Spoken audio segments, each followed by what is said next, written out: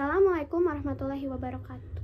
Halo semuanya, perkenalkan nama saya Wina Syifa Nur Cahya dari kelas 2A dengan nomor induk mahasiswa 222033, stiker PPNI Jawa Barat. Tujuan saya membuat video ini adalah untuk memenuhi salah satu tugas mata kuliah keperawatan anak sehat dan sakit akut. Topik yang ingin saya bahas yaitu ISPA atau infeksi saluran pernafasan akut pada anak. Dan ini adalah media yang saya gunakan yaitu poster. Langsung saja ke videonya. Memangnya ISPA itu apa sih? Nah, ISPA atau infeksi saluran pernafasan akut merupakan penyakit saluran pernafasan akut yang memiliki sejumlah gejala dan sindrom. Nah, ISPA ini jika tidak ditangani dengan baik akan menyerang paru-paru dan berakibat fatal pada anak. Nah, ISPA juga masih menjadi salah satu dari 10 penyakit paling umum di rumah sakit. Nah, ISPA ini penyakit yang paling banyak diderita oleh anak-anak. Nah, mungkin ini disebabkan karena daya tahan tubuh anak lebih rentan dibanding dengan daya tahan tubuh orang dewasa.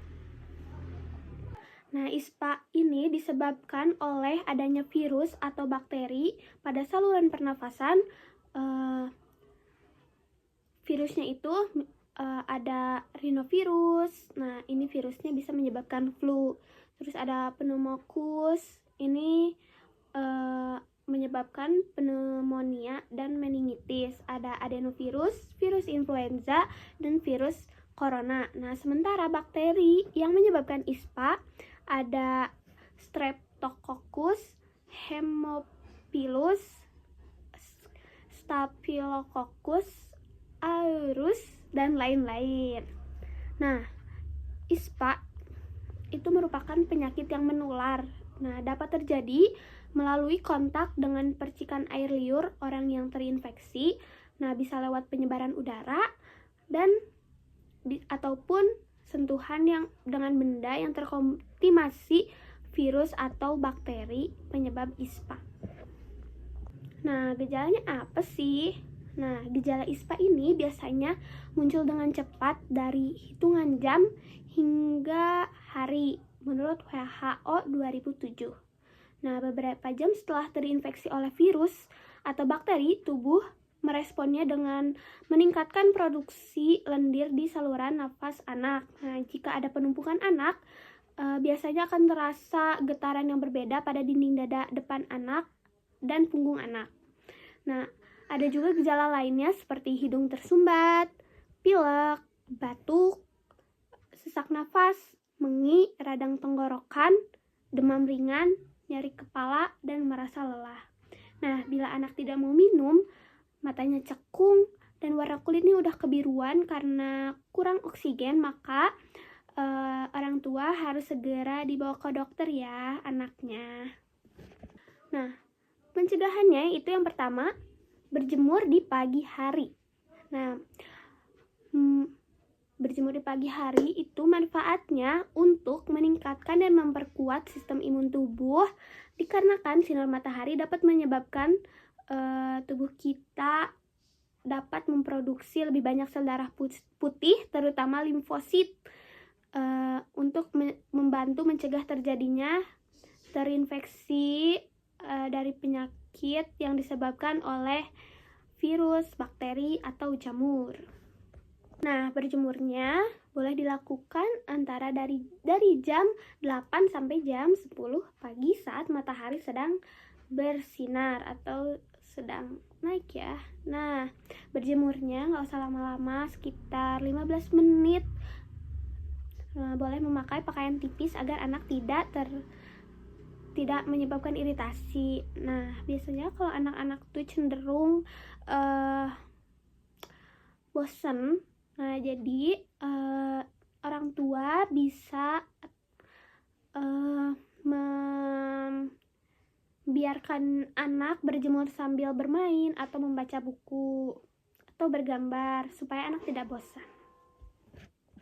Nah, yang kedua adalah rajin mencuci tangan. Nah, manfaat dengan mencuci tangan dapat menghilangkan kotoran dan debu secara mekanis dari permukaan kulit serta mengurangi jumlah mikroorganisme sementara. Nah, selain itu, dapat mengurangi kuman yang ada di tangan jika dicuci dengan air mengalir dan menggunakan disinfektan. Nah, dalam hal mencuci tangan, penting juga untuk orang tua meminta anak untuk mencuci tangan hingga bersih dengan air mengalir dan sabun setelah bermain di luar untuk menghindari masuknya kuman atau bakteri jahat yang membahayakan kesehatan anak. Nah, selain itu juga mencuci tangan merupakan cara terbaik dan termudah untuk mencegah penyebaran kuman. Nah, sehingga orang tua bisa mengajari anak untuk mencuci tangan sendiri dengan sabun antibakteri sebelum dan sesudah makan dan jika mau tidur. Yang ketiga yaitu menghindari menyentuh bagian wajah. Nah, terutama mulut, hidung, mata saat bermain. Nah, untuk mencegah penyebaran virus dan bakteri. Nah, yang keempat yaitu menghindari asap rokok. Nah, anak harus diajari untuk tidak dekat-dekat atau mendekati orang yang sedang merokok untuk menghindari menghirup asapnya. Nah, asap tembakau atau asap dari rokok itu mengandung racun yang dapat merusak saluran udara dan paru-paru. Nah, saat ada yang merokok di dekatnya, kita bisa mengajarkan anak dengan menutup mulut dan hidungnya menggunakan tisu atau tangan agar tidak terhirup asapnya atau meminimalisir. Nah, selanjutnya yang kelima itu makan sehat dan cukup. Nah, anak-anak harus diajari untuk makan makanan yang sehat dan minum yang sehat seperti jus, buah, terus susu. Nah, sesuai aturan atau jangan berlebihan juga ya. Nah, pastikan kebutuhan serat dan vitamin tercukupi. Nah, hati-hati juga jangan terlalu banyak mengonsumsi cemilan karena akan mengakibatkan perut anak tuh lebih cepat kenyang dan menghalanginya untuk mengonsumsi makanan sehat. Yang keenam yaitu istirahat yang cukup.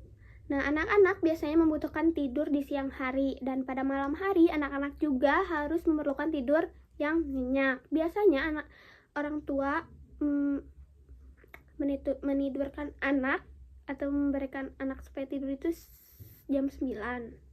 Nah, pasalnya pada jam 9 malam sel imun tubuh berusaha untuk mengeluarkan racun dan penyakit dari dalam tubuh. Nah, bila anak belum tidur atau masih terjaga, maka sel imun itu tidak bisa berfungsi. Nah, hal ini jika anak tidur lebih awal, maka sel imun pun akan bekerja lebih baik dalam melawan racun dan penyakit dari dalam tubuh. Nah, dengan cara ini, anak-anak dapat terhindar dari racun dan penyakit. Selanjutnya itu bergerak aktif. Nah, bergerak aktif ini dilakukan melalui olahraga yang teratur atau aktivitas fisik sehat lainnya yang meningkatkan imunitas tubuh. Nah, anak-anak perlu aktif minimal 2-3 jam sehari. Nah, anak dapat beraktivitas baik di dalam maupun di luar rumah. Misalnya menyanyi, menari, olahraga atau bermain kejar-kejaran, petak umpet. Yang penting anak bergerak, gak diem terus. Dan yang terakhir itu selalu bergembira. Nah, karena hati yang bahagia adalah obat. Nah, saat bahagia, anak pun akan memiliki pikiran positif yang meningkatkan kekebalan tubuh dan mempersulit virus dan bakteri menyerang tubuh. Nah, kalau anak sudah terinfeksi ISPA atau infeksi saluran pernafasan akut, ada juga penanganan mandirinya yang bisa dilakukan di rumah. Yang pertama itu memberi uap hangat. Nah, caranya yaitu dengan memanaskan air hingga mendidih, lalu letakkan wadah yang aman atau yang tidak gampang meleleh, dan tetesi sedikit minyak kayu putih atau minyak telon atau minyak sereh, dan dudukkan anak agar uap air panas dapat masuk hidungnya. Jadi anaknya duduk di sini dan di sini adalah wadahnya, dan perlu diawasi juga oleh orang tua ya. Nah, jadi nanti uap dari air hangatnya itu akan naik dan akan terhisap oleh hidung anak. Nah, tujuannya agar akan melegakan pernafasan pada anak. Nah, bila di rumah ada nebulizer, nah itu juga dapat digunakan ya, tapi harus sesuai dengan petunjuk dokter kalau yang pakai nebulizer. Yang kedua ada tepuk dada. Nah, caranya sungkupkan tangan membentuk huruf C seperti ini, lalu tepukkan secara ringan ke punggung dan dada anak. Ini misalnya punggung anak ya, ini C gini. Tuh. Nah, lakukannya selama 1 menit, gak usah lama-lama. Dan tujuannya itu untuk melepaskan dahak yang menempel pada saluran pernafasan. Nah, bila anaknya tidak nyaman, jangan dipaksain ya. Nah, yang ketiga itu berjemur di pagi hari. Seperti pencegahan ya. Dilakukannya dari jam 8 pagi. Berjemurnya dianjurkan dari pada jam 8 sampai jam 10 pagi. Dan gak usah lama-lama juga ya. Yang keempat itu tetap makan. Apabila anak susah makan, orang tua boleh memberinya es krim, susu, atau puding dingin berbahan dasar susu yang disukai oleh anak. Nah, es krim atau puding dingin berbahan dasar susu bukan penyebab ISPA. Nah, tujuannya agar nutrisi anak tetap terpenuhi. Nah, dengan begitu anak dapat lebih semangat dan nafsu makannya pun akan bertambah secara pelan-pelan. Selanjutnya yaitu tidur yang cukup. Nah, anak mungkin akan kesulitan tidur saat sedang ISPA. Nah, jadi orang tua boleh oleskan salep anak atau minyak telon pada bagian leher, dada, punggung anak. Nah, kalau anak nyaman, orang tua juga dapat mengatur posisi kepala anak itu agar lebih tinggi sehingga tidak tersumbat oleh dahak.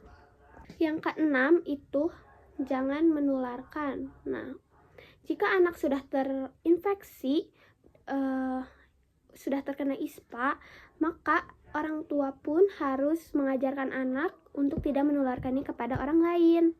Nah, cara-caranya itu, yang pertama, lakukan etika bersin dan batuk, yaitu mengajarkan untuk tutup hidung dan mulut ketika hendak bersin atau batuk. Nah, tutuplah dengan siku agar tangan anak tidak kotor. Nah, jika terlanjur kotor, cucilah tangan terlebih dahulu. Nah, setelah itu, setelah batuk dan bersin, cuci juga tangannya agar bakteri tidak tinggal di tangan. Lalu, cara yang kedua, menggunakan masker. Nah, agar keluarga dan teman-teman terlindungi, maka anak diajarkan menggunakan masker dengan menutupi hidung dan mulutnya. Perlu diajarkan juga anak untuk mengganti masker setiap hari. Nah, lalu membuang maskernya dengan cara diputus talinya dan dirobek maskernya, kemudian dibuang ke tempat sampah. Nah, lalu cara yang ketiga itu lakukan etika buang ingus. Nah, anak juga perlu diajarkan untuk membuang ingus menggunakan sapu tangan, lap kecil, atau tisu. Nah, lalu menyimpan sapu tangan atau lap kecilnya yang sudah terkena ingus dengan baik agar dapat langsung dibersihkan ketika pulang ke rumah. Nah, jangan lupa juga untuk mengajarkan anak membuang tisu yang sudah dipakai untuk buang ingus pada tempatnya, yaitu tempat sampah.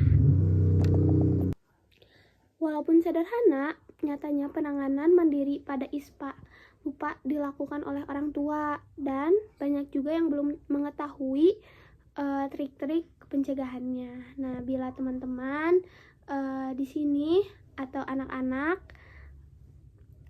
yang sudah menonton video ini, jangan lupa untuk mengingatkan orang tua untuk menjaga pola hidup sehat, lalu memberikan ruang hangat, salep dan tepuk dada, dan mencegah penularan pada orang serumah. Nah, jaga asupan cairan untuk membantu membersihkan jalan nafas. Nah, bila demam, beri obat penurun panas dan stop penularan ISPA dengan cara menutup hidung atau mulut jika batuk atau bersin. Jangan lupa cuci tangan dengan air mengalir dan sabun setelah gunakan masker. Nah, penanganan dan pencegahan ISPA ini dapat dilakukan dengan suasana yang menyenangkan. Nah, bila ISPA juga telah terjadi lebih dari 5 hari tanpa adanya tanda-tanda berkurangnya gejala, orang tua juga dapat menghubungi dokter untuk melakukan pemeriksaan lebih lanjut. Mungkin segitu saja materi dari saya. Mohon maaf bila ada kekurangan dan kesalahan.